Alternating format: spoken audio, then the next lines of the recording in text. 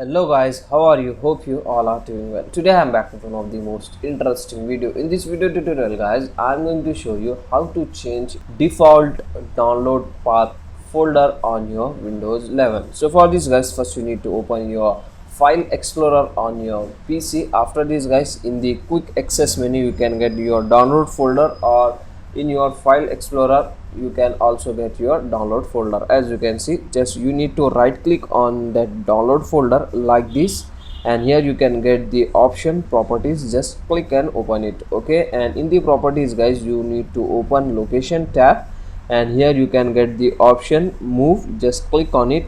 From here guys, you can select different folder to change the download path on your Windows 11. So for example, I am selecting desktop, and in my desktop there is one folder. As you can see, just select your folder and click on select folder. That's it.